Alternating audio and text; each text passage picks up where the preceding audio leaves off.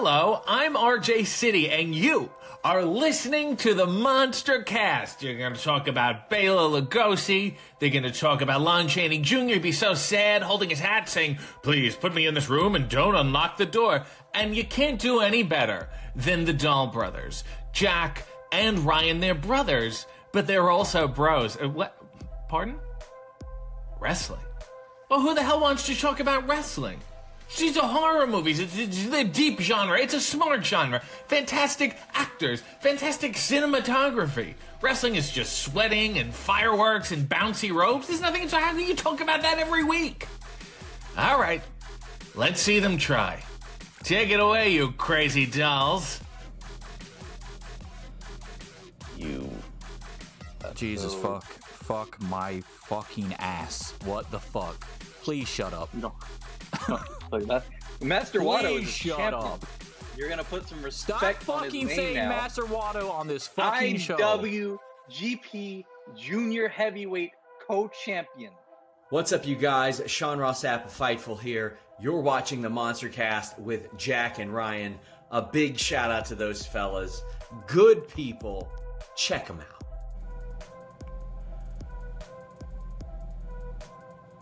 Oh my god, what is this? It Who looks is like a making TV. the New Japan titles? They need to stop It making looked like titles. a TV, bro. They took it too literally. That's the problem. They should have just turned it into a TV. I would have been more impressed. That would have been cooler. Put some Make antennas it- on the top. No, just make it like a digital title. Like you could display whatever you want on the Oh, digital. like an title. LCD screen? Yeah. Yeah. And then have That'd be the sick as picture fuck. of the person that's the champ. That'd be so good. Oh fuck. That'd be worth it. Wrestling podcast. How fucking original. Jake and Brian. Brandon Cutler here from AEW, and I hope you guys have an awesome podcast with the MonsterCast. What was that? Your name is Jack and Ryan? Shut up, Jack and Ryan. Tell me who you would sign first. Hiroshi Tanahashi. No, not overall, genius. Between the two goddamn examples I'm about to give you. Master Watto. Killer Cross or Dominic Dijakovic, who are you signing first? Killer Cross. 100%. What the fuck? Absolutely. Wrong! That No, answer is I would. wrong. I would. Oh Killer my god. You don't know shit! Your opinions suck! I guess I mean. You're welcome. Fuck, See, I'll boo it. I don't think I've ever said boo. I will. That's so stupid. I'll do it. Boo! Boo! You can't. Don't actually say the word because that's why it sounds weird. You gotta. It's like more like a note. Boo! You don't fucking actually say boo. Boo! Boo! Boo! Boo! You don't turn it into a fucking chant. You actually have to. I will. I'm gonna do that at Forbidden Door. You start a boo chant. Boo! Boo! Boo! Boo! Boo! Boo!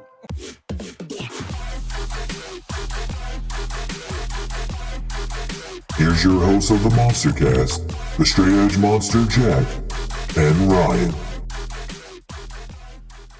Hello, everybody. Welcome to Predictions Sure to Be Wrong. I am the Straight Edge Monster Jack.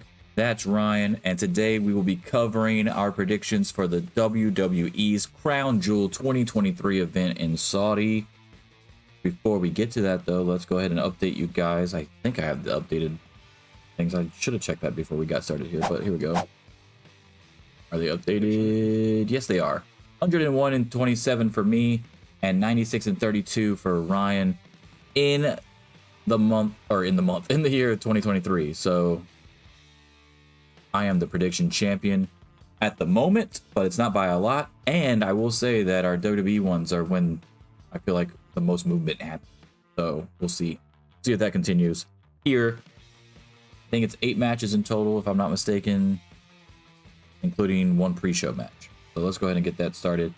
Start with that pre-show match. It is Sami Zayn versus JD McDonough. Now, before I get started on this whole thing, and this is Sami Zayn, obviously, but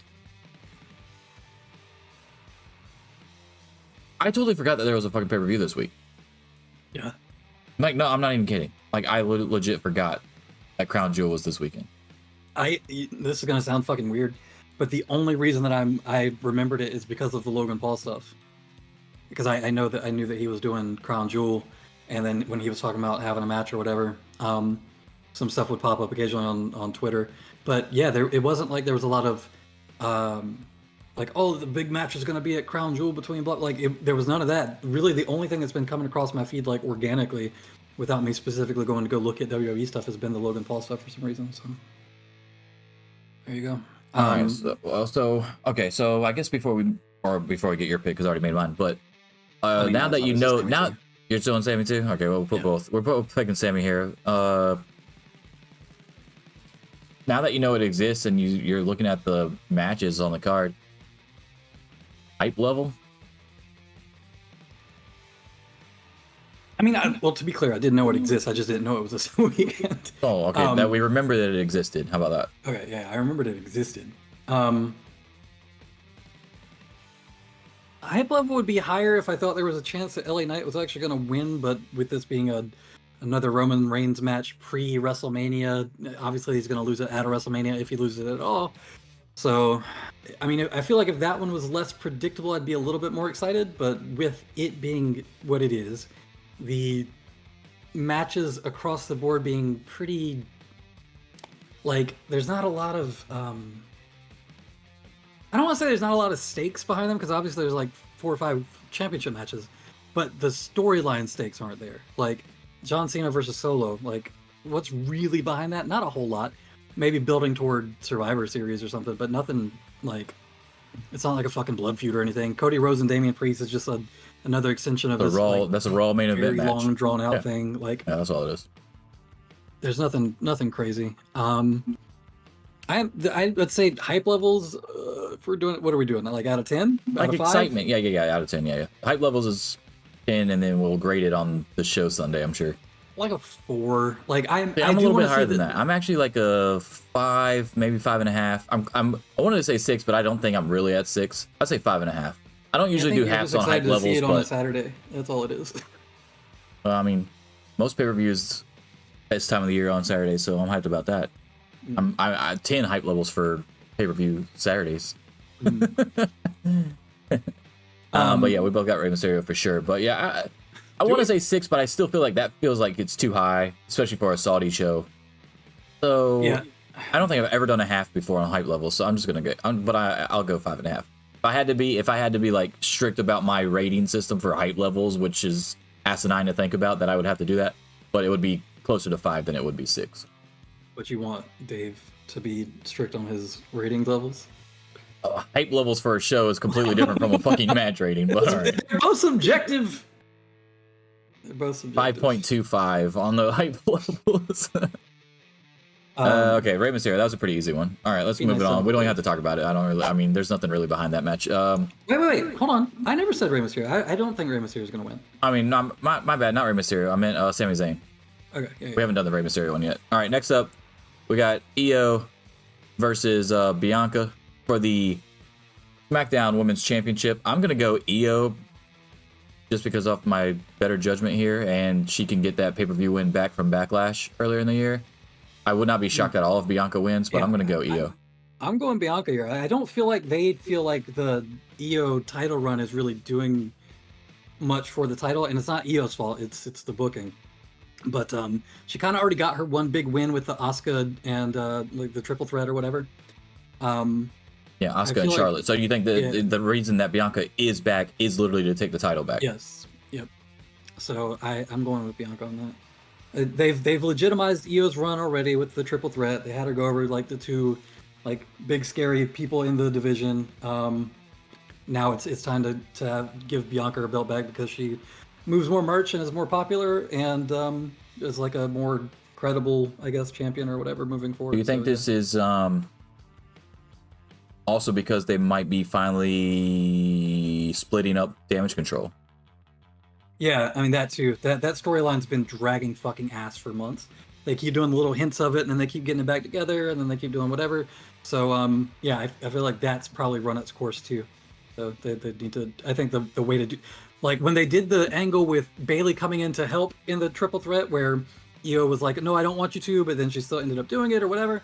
I think maybe the same thing happens here again. Bayley tries to help, and then this time it actually ends up backfiring and doesn't help, and she loses the belt, and then they can do the Damage Control storyline from there. All right, next up, third match, we've got John Cena against Solo Sikoa. I'll let you go first on this one. Cena can take the loss, but people in Saudi really want to see Cena win. So they're at a kind of a weird, they're at a weird position there where you kind of already know that Reigns is going to win later in the night. So you don't want to make the side that's probably going to make up the anti-Bloodline Survivor Series team to all be taking L's, or too many of them to be taking L's anyway. So that was actually tougher than it seems on the surface. I think right away everybody's just kind of like, you know, Cena will probably win because he's back, but Cena's also he's at the point in his career where he might not want to take a win over a guy like Solo, who's still on his way up, and I think it would give Solo a lot of credibility as a singles guy. So I feel like there's good arguments on both sides.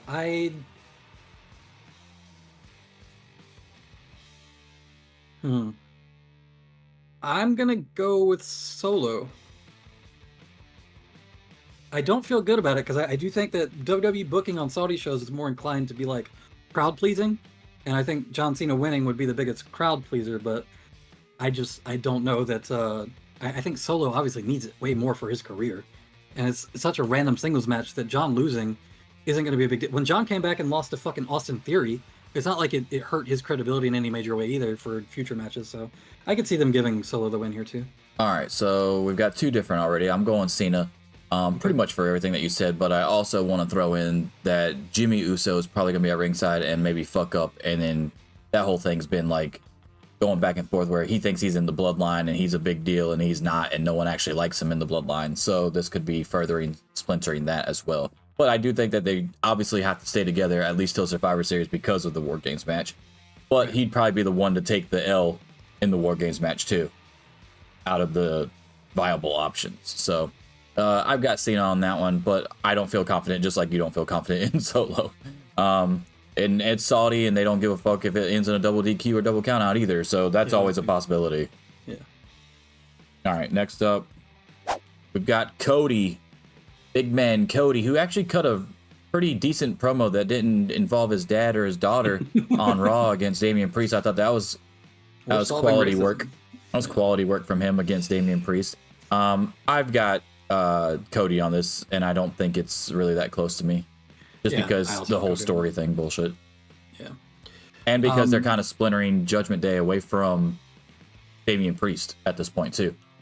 Yeah, I feel like if it was for the Money in the Bank briefcase, maybe it'd be different. Dominic would come out and cost him or some shit like that, and then I'd have to see fucking Cody versus Dominic for the 50th time on Raw.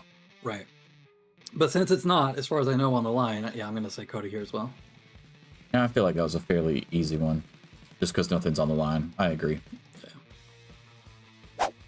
All right, next up, we've got Rey Mysterio and Logan Paul for the U.S. title. I'm going to let you go first. I do have mine already written down. Those be interesting to see where you go. I think we're going to be different on this one, because I've got Logan Paul. I have Logan Paul too.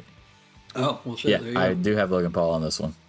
Because when you were saying earlier, when you thought we were talking about Sami Zayn, but just kept saying Rey Mysterio, I thought that meant that you would pick Rey Mysterio. But yeah, no, I've got Logan Paul as well. They clearly see a lot of value in him as like a cross-brand ambassador, marketer, whatever, like a big draw for non-wrestling, non-casual fans. I think it makes sense to legitimize him a little bit since he just had his boxing match, which he won. I mean, he was winning the whole thing until the DQ anyway, but he just won that. So he's I watched that entire boxing match, and the match, the shit seemed over. Like, I don't even know how the fuck the dude got DQ'd after the fact. It was literally the last round, and the bell had already rung. Just because you went for another tackle again, who cares? Like, why would we even call it a DQ? We already know he won. It was kind of pointless to even call that a DQ because that made him look like he saved face, even though we all don't think so. But in his mind, he probably thinks he saved face by getting DQ'd instead. Fucking stupid. I don't think the bell had rung. I think there was like 15 seconds left or something. See, I disagree. I watched it, and there was they throw the 10-second thing up, and then it comes off. The timer comes off with 10 seconds. They were fucking around for much longer than 10 seconds before all that shit went down. Yeah, but he's DQ'd for the action as soon as he does it, which would have been at the 10-second thing, right? I think it still was in the round. There's no reason to DQ him. Just I want him to have to stand in there and look at fucking Logan, get his hand raised across from him, bring him all back in there. I don't give a fuck. He would have just left anyway. You can't make him do that. He's a little bitch. Yeah, that was not. Anyway, I'm going Logan too. Because Ray has had an unmemorable run as U.S. champion. It was almost like a legacy run in a lot of ways. And if you're going to drop it to somebody, you would drop it to a younger guy. And since Austin Theory failed like 3 or 4 times getting it back, then this makes more sense to me. So I say Logan Paul. And if Logan Paul does lose this, then maybe drop it to somebody like a Grayson Waller or something like that. But this feels like the right move because of Survivor Series coming up, and then Logan Paul can have another showcase match at Survivor Series with the U.S. title on the line. Or maybe even Royal Rumble if he does Survivor Series in the Royal Rumble. Maybe he drops it at Royal Rumble or something, or at WrestleMania next year, depending on how long they plan on having him have the title. Right. Yeah, all that makes sense to me. And then Logan Paul, I don't know what his schedule looks like or what his deal with WWE looks like or anything like that, but it just feels like it makes sense to have him do a little run with that, go bring it out to his press events and his podcast and his fucking Instagram pictures and whatever, and it'll be good publicity for WWE broadly. And it makes sense. Ray doesn't need it. Ray's at a period in his career where he's been doing this for like 600 fucking years, and it's good that he got another singles titles run, but we don't need to keep doing this. So. Next up, we've got Roman Reigns defending the undisputed World Heavyweight Universal title thing that's got a lot of names to it against LA Knight. All three the of the Megastar, as they call him. The Megastar is in the bottom of the first inning, so this is not happening, right? This is not happening. He's in the bottom of the first inning. He's got 2 more years of adversity to go through, I think, before he can win the world title. The card layout on that is weird, isn't it? Like, why would you have? I'm looking at it right now. Like, why would you have? Yeah, that's strange. Why would you have Roman 3 down from the top? I don't think that's how it's going to happen, but who knows? Maybe, There's no way. He wants to go back on Vince's private jet real quick. Doesn't want to wait for everybody else. That or yeah, they might be using the women's titles match. I mean, Saudi shows usually start out with a world title match and end with a world title match. So I don't know. I don't know if that's the actual order or not. But it does seem weird, doesn't it? Because I could understand them using the women's match as sort of like an interim thing because it's 5 people at once, so it can be a little bit slower paced, and it's got Nia Jax in it, so whatever. But yeah, I think Reigns pretty obviously wins this, right? There's no fucking way that, regardless of placement on the card, this could be the main event, and I would still say Reigns is. No, if Solo doesn't get the Jimmy help from earlier, or if he does get the help, either way, I guess he could still be involved in both outcomes. But it'd be funny if it's like Jimmy is the reason that Solo loses, but then he ends up saving Roman's title by helping him against LA Knight when LA Knight had that motherfucker beat. And then it kind of keeps him in the bloodline for a little bit longer because, it's like, okay, well, you fucked up there, but we got the main prize still around the tribal chief, so we got to keep you. Type deal. You get what I'm saying? Like that, I think that would be an interesting way to go. Yeah, make some more division between him and Solo, but not necessarily between him and Roman. Yeah, and Roman's had dissension with Solo slowly, and obviously he destroyed Jimmy multiple times. So, and Jimmy him. So, but that would be an interesting way to go. But yeah, I don't think LA Knight's even close. I mean, if everybody is literally clamoring for this man to win Money in the Bank, and he doesn't, and it goes to Damian Priest, and the entire stadium in London is chanting LA Knight throughout the entire match and the show, and saying, yeah, after every time somebody punches somebody, even if LA Knight's not in the match, then he's definitely not gonna win here against Roman Reigns, dude. It's just not happening. Yeah. All right, let's go. Next up, let's talk about the Fatal 5-Way, as they're calling it. It is Rhea going against all the people that's been fucking with her, which is I think it's a cool storyline setup, honestly. This is probably the most fucking build they put into a Rhea Ripley storyline since WrestleMania. Is that how they should do MJF's next title match? Just everybody that's been... Yes. You got Joe. Yeah, yes, everybody. It's just a fucking 5-way. Yes, they should. Yeah. I think so. I think it would be awesome. All right, so Rhea's defending against Nia Jax, Big Back McGee, Shayna Baszler, and Zoe Stark. I do like the way that they built up these other 4 ladies to make it look like they have a shot though. Like they've legit made everybody look like, but not enough. We know that. Yeah, we know. We're both picking Ripley. I'm Rhea's assuming, winning. okay. Yeah, no, Rhea's winning this for sure. You don't have your most memorable match during this entire run was when you won the title at WrestleMania. You haven't really done anything since. Now you've been showcased prominently because of how they're showing you on the Judgment Day, and you're in 5 segments throughout the show. So I'm not mad at you for that, or mad at them for that even. At least they're showing her on TV. At least they're acknowledging her. She always has the title with her. So it feels like it's a bigger deal than it actually should be, considering that she doesn't fucking ever defend it. And I thought because of Becky Lynch's promo on Raw, which was a great promo for Becky Lynch, because I think she's overrated actually. But the 42-day thing where she said, I defended my NXT title more times than she has, and I defended my NXT title more in 42 days than she has her entire reign since she won it at WrestleMania. I thought that was a great line. I think because of that promo, they're clearly setting up for Rhea to say she's beaten everybody, and then Becky comes out, and it's going to be Becky versus Rhea Ripley. That's the next feud. So I definitely have Rhea Ripley winning this match and retaining. Okay. So I do want to say one thing, because I feel like something you said was slightly unfair. The only memorable match she's had was not the WrestleMania one where she won it. The one with Zelina was also very good. It was a glorified squash match. But it was still a good match. I'm not calling that a good match. Okay.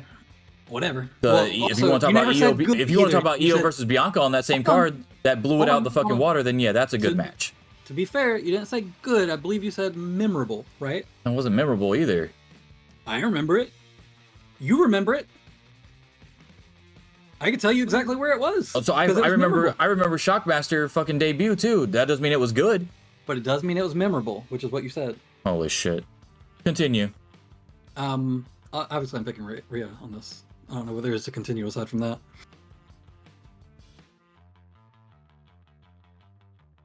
Let's say Rhea is dropping it just for the sake of argument, because this show. I had to pick a winner that wasn't Rhea. Yeah. Like who would it be? Shayna? Nia Jax, so they could bring in. No. Not who you think WWE would go with. Who would you put the title on? Shayna, right?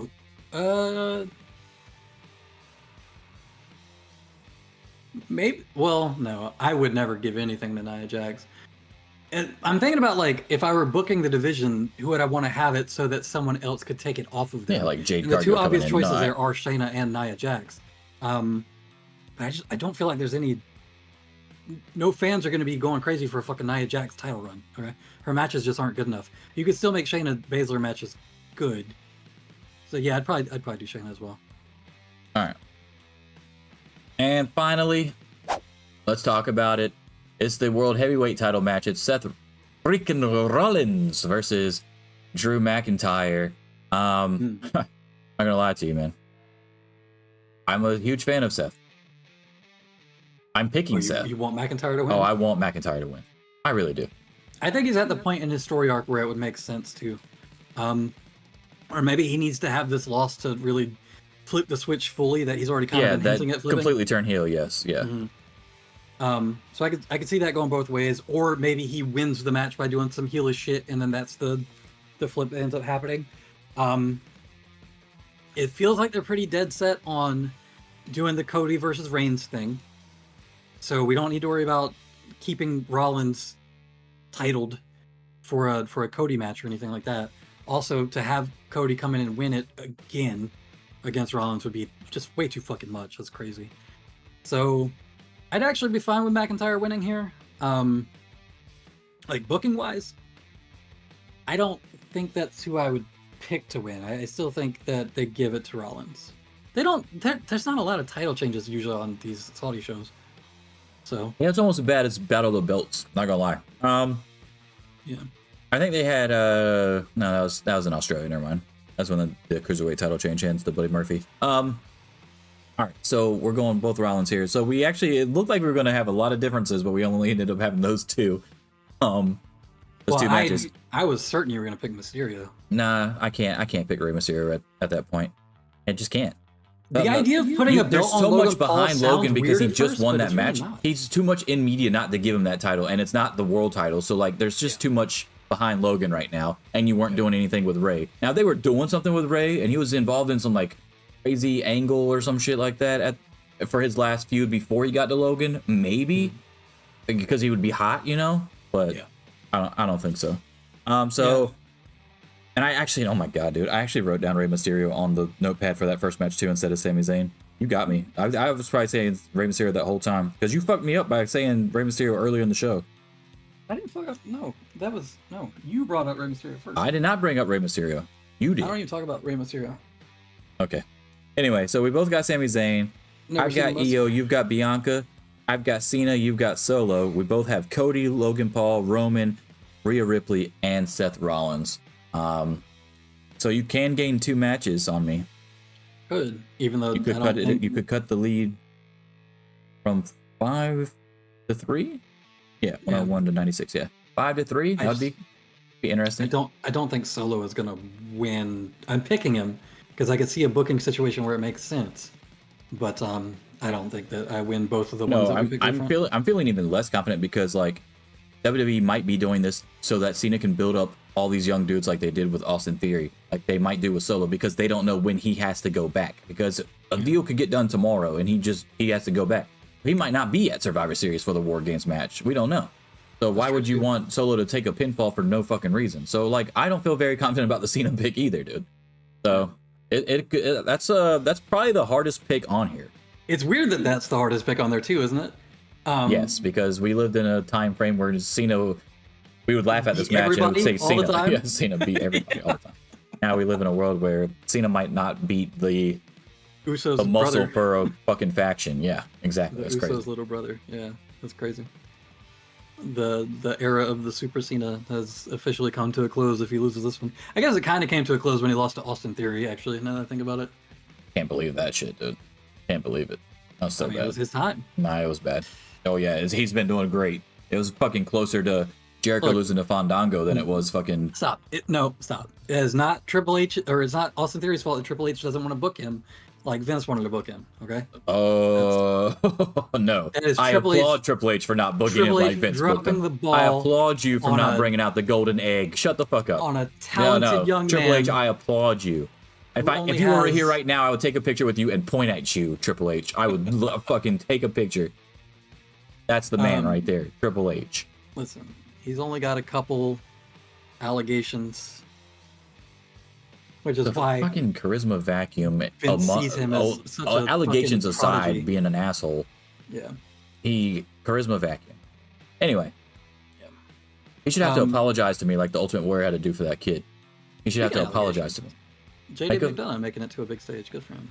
He should have to apologize to me for having to watch that stupid shit at Survivor Series last year with the fucking golden egg. Yeah, that wasn't good. Yeah, no shit. All right. Anyway, that's the show. That's prediction. Sure to be wrong. Don't bet on them.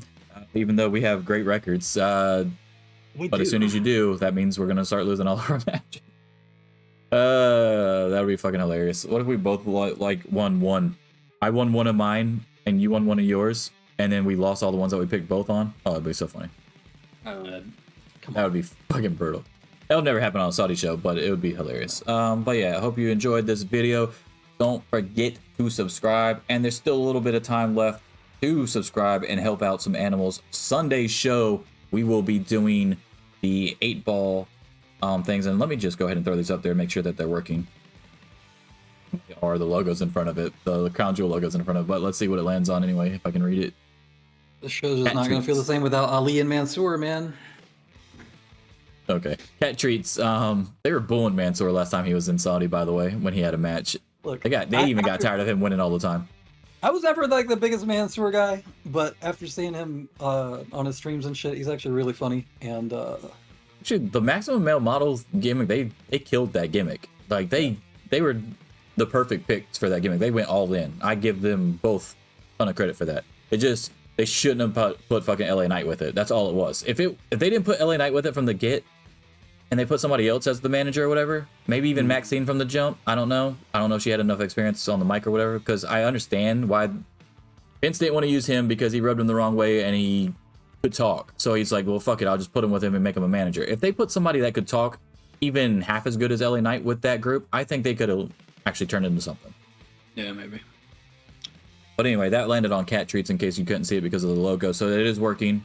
So we'll be shaking the 8 ball how many ever times for the new subscribers that we've gotten. I think it was 23. So I think it's 23 right now. Damn. That we're gonna have to shake it 23 times.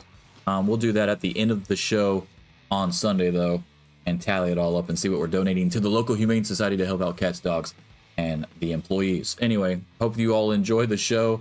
Hope you're more hyped than we are for it, and we'll cover and review the show on Sunday's episode as well. So deuces.